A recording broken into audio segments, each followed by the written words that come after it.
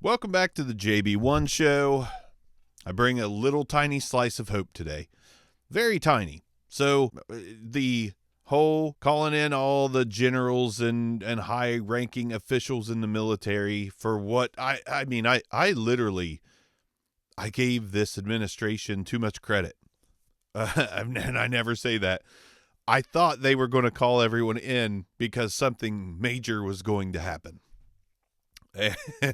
And the exact opposite of that, the least major thing of all time happened. It was a fucking political rally for Trump and Hegseth. It was a political rally, a weak-ass one at that, a silent one at that. You're going to hear the argument that, you know, generals and so on and so forth are not supposed to clap this and that, but Trump tried to get him to clap. He told him, you can applaud. You can, and if those folks were buying into any of that rah alpha male, you know, you're killers bullshit, the people in the room, they're not killers. They're protectors. They're not killers and murderers. They're protectors. Now, that's just an opinion. I'm sure there's people in that audience that have made decisions that take away a life. So, kind of killers, yeah, but not cold-blooded. We're alpha male, let's go out and kill them. They killed as duty, you know, some of them, some maybe not, maybe all of them did. But it's the context of, like, you're all a bunch of bloodthirsty murderers and we're giving you permission to go out and just kill American citizens. That's what the rally was. That's what the whole thing was. And don't be fat and don't be girly and don't be this and don't be that. There was women in the audience. And they were talking about how, you know, we're going to get back to basically an alpha male. Like, it was a joke. It was like the biggest joke. Like, every time I think that this administration cannot get more stupid, they get more stupid. And then you've got senile old man up there talking, and then you cut over. Quick side note, like Hakeem Jeffries, the worst of the worst on the other side of the aisle, is going on shows and when prompted, you know, him saying things that prompt him to be asked, like, do you think there's an issue mentally there? And he won't even say yes. It's like, what a bunch of pusses. What a bunch of cake pusses, puss cakes, whatever. Puss cake, that's the word I was looking for. What a bunch of puss cakes. I don't know who's cringier, the orange dude or Hegseth. Like, one's a rambling, drunk, alpha male lunatic, and the other is a lunatic, but old and tired and monotone and just overall doesn't make a lot of sense 98% of the time. But that moment is a moment that, you know, as much as you hate to watch something like that go down, just some, you know, pure stupidity, I thought, when I saw the reports and saw some of the footage, okay, this could be a moment. This could be a moment in many ways. One, it could be a moment in the fact that the military sees and hears all the things they need to know to be like, we might have to put a stop to this. We might have to put a stop to this. And the reason nobody walked out of that room is you walk out of that room, you probably are fired. But they're protectors of democracy. So they're not going to leave only to be replaced by somebody who will be like, yeah, men, Corona, gold, yeehaw. They're not, these people in that room are way smarter than the two motherfuckers on stage. Way smarter. They don't walk out and open themselves up to be replaced by somebody who will do what these two fucktards are saying. Like, they're not going to do that. So they sit, they do their thing. They had to be super fucking pissed that they got, you know, brought in from other countries where they were doing important things to sit and listen to that bullshit. I guarantee 99% of that room was probably pissed the fuck off once they sat down and realized what was happening. But the hopefulness was, one, they have to understand that there could be a moment, and it could be soon. We're only 9 months into this shit, and this is already where we are. We're already in a moment where Cheeto Hitler is literally standing in front of the military trying to stoke the flames of them going out and arresting or doing something to American citizens. And that's what it was all about. The message wasn't, overseas this or that. It was Biden, libs, Portland, this, that, the other, the enemy within. That's what it was all about. It's all about trying to really hold on to power by frightening the other side, maybe arresting the other side. Who knows what else the other side. So that moment was interesting, and I have seen some actual voters of Orange Julius say they get it now, saying they did not have all the information and all the facts when they cast their vote. How, I don't know. But I kind of know. Like I said, I live in a very small area.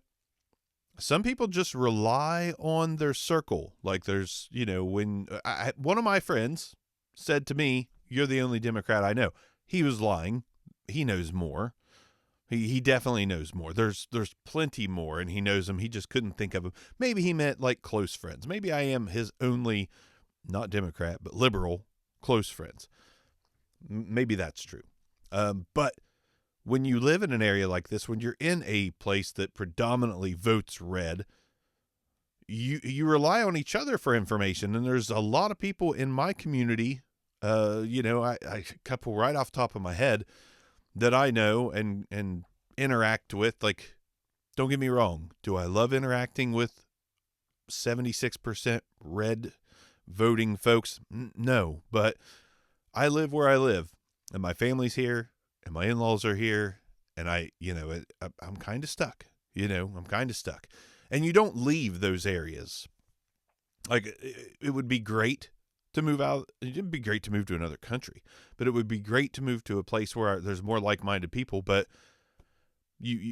how's change going to happen? That's basically to say that, like, we should do the Marjorie Taylor Greene thing and just split in half and, be on each.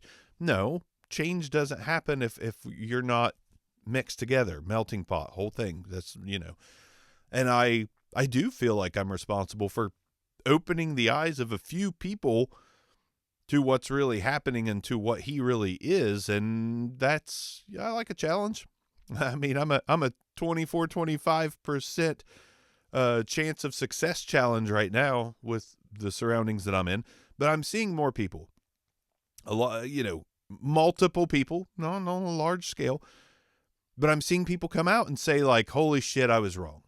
And they're starting to raise their voice, granted on social media, but that is the voice. Right now, you also have a lot of people saying, like, quit posting and go out and do something. Like, you know what? Actually, posting is kind of it's a part of it for sure, especially if you're posting somewhere where opposing eyes could see these things. So I kind of disagree with the whole get out and do something. Like, obviously, you should be in your community trying to make your community a better place if you do care about humanity and people, and you should be doing something. Absolutely. And I try, and me and my wife, we do things. Is it enough? I'm sure it's not, but we try to do things in between our busy schedules, busy lives. You should be doing something. And that's the thing. Where I live, even though all these folks are like really misguided and just really back this guy 100%, they're actually in their community doing good things, because, like, the people I live with look at the Democrats and the liberals and, the non-political. They don't really think a thing about it. Like, everyone in my area who knows who I am knows how I feel. There's no secrets. They don't treat me like you see, maybe even them post. Like, I've seen them post libtard this, and they don't treat me like that. They just don't. And that's not because they're afraid of me or anything like that. They know that I'm not a terrible person. And they know that some of the people that I associate with here that are, liberals, this and that, they it all comes back to they're afraid of what they don't know. And all the Republicans in this area know all the liberals in this area, because it's a small town, small community, small, even going into other towns, surrounding towns, they all know. It's the bubble, man. Like, they think, like we're the okay. I even worked for a guy who said he was a Democrat, but he was a good guy. Yeah, you get that all the time.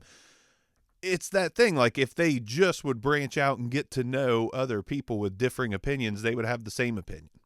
I grew up with a guy that was super freaking racist, and I was too young to really disconnect from him. Not super racist. He just, every once in a while, he would just be racist, and I would just be like, you're stupid, man. You're not even racist. Because every time we got around anybody who was not a white person, he would come away like, yeah, they're pretty okay. Like, yeah, you just have to get to know people.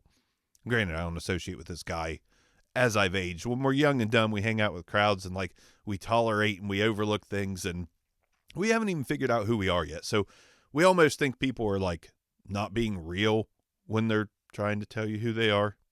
Just like this whole Trump situation. Like, he's trying to tell you who you are, but you're like, oh, he's just kidding. Oh, he's just fucking around, that guy. No, he's not. Like, he's putting on the makeup of fucking around, but when you wash it off, he's a shitbag. That's how that goes, So some people around here starting to figure it out. And what happens when that happens is inspiration, Like, again, a family member of mine, me and him arguing the other day, not like violently or anything, just like through, he's like, man, I'll just delete you on social media and stuff. It's like, why? Like, you can't handle a little debate? It's fine. I'm not going to hate you for it. Like, you feel the way you feel. I feel the way I feel. I think you're insanely wrong. You think I'm insanely wrong. Like, we've got something in common there. Like, we both think we're kind of correct on this thing. But, he so many people that don't know the facts and don't believe the facts, they cave at some point when you are talking stuff with them, like, oh yeah, well, I really don't care that much about it. I really, it's about Christianity for me. And it's like, what? Okay. So it always boils down to, like, something like they, oh, he claims he's this, he claims he's that. And that's what I am. So we're the same. No, not really. Once people start to hear other people, especially in small communities, and that's how we got to do this thing, is just to slowly try to bring people out of this. And if you bring one person out of this, one person in particular I saw yesterday who has been brought out of this, who knows a ton of people in this community and mingles with a ton of people, they came out and said, I was wrong. I didn't have all the facts. This is terrible. This guy needs to go. A lot of people see and hear that and get curious as to why their mind changed. And then that can lead to something, and then they can be like, oh shit, I see what she's saying now. Or I see what he's saying now. Influence is a powerful thing, man. It is a powerful thing. And people aren't going to just hop online and see somebody they don't know from another town, another area, another state, media. They're not going to see that. They're going to not trust anyone they don't know. But when it's at a local level and people start to open their eyes and people start to talk, the herd mentality swings the other way, slowly but surely. And that's not to say it's a good thing. Hopefully the people that are opening their eyes and waking up say, listen, don't just take my word for it. Look at this. This is factual. This is happening. He is asking generals to go into American cities and use them as training ground to slowly turn the whole country into you're either MAGA or you're out of here or in jail or dead. That's sad but true. Harsh words. That's what's happening. And if you don't understand that, then you're naive and you're gullible. Like, you can look and see what is happening. The culture war is, we're in power. We must wipe out the differing opinions. If you are not a bloodthirsty alpha male or agree that bloodthirsty alpha males should be running everything and making all the decisions, you need to go. That is the basis of this whole thing. While claiming that we are all God-fearing people, because fearing a God is what we all want to do. How about you just be kind? We don't need to fear anything. How about we just take the teachings of Jesus that people talk about all the time and we apply them to life and help people out and be kind? Not fear God, shoot people, drink beer, fuck bitches. That's not the last one. Anyways, come on. It's a simple thing. Like, live together in harmony. Figure it out. Get along. You don't have to have the same opinions on everything, but you also don't have to take opinions on little things and blow them way the hell up. Now, granted, little things are not hatred towards different groups of people. Those are big things that we need to fix. Will they ever get fixed? I don't know. My faith in humanity is pretty dire, but we got to keep striving to get there. You can't just give up because you don't think it'll ever happen. I don't think it'll ever happen. I don't think we're ever just going to all of a sudden be super kind to each other and this and that. But if we're not constantly pushing for it, we're never going to move the needle. Like, I made a stupid analogy about football the other day on the last show about how, if you add a few players to the team, maybe you don't start winning, but maybe you start closing the gap in the score. Maybe you start getting closer to winning. And you're never going to win if you don't get closer to winning. If you're just resting on your laurels and sitting there and not trying to make anything better, you will definitely never win. I just lost my job. Got fired for having an opinion, actually. And that's okay because I don't settle for shitty jobs with narcissistic leadership. I will not do that just because I need a job. I will supposedly try to find my way out. I will start trying to find another place before I leave said place because I do have a family and I do have bills to pay and all yada, yada, yada. But I don't settle. I'm not going to stay at a job that I feel is not right for me morally or for who I am just because of money. I'm going to try to find comparable money and get out. And in some cases, I've had to cut my pay in half to get out. And I'll do that. I'll figure it out. I'll find a way. And right now, I'm finding that way because, for the first time since I was a teenager working at Ponderosa, I got fired. And that is okay. Like, it's fine. It's not a huge deal because I knew the place was not for me. And if I would have just stayed there, I would have just accepted a loss. Every single day I woke up and drove into that place, I was accepting a loss. But instead, maybe not on my own timeline, now I can work towards better. I can work towards happier. I can work towards something more fulfilling. To do that, you have to not settle. So we can't just sit back and be like, it's never going to get better. It's not.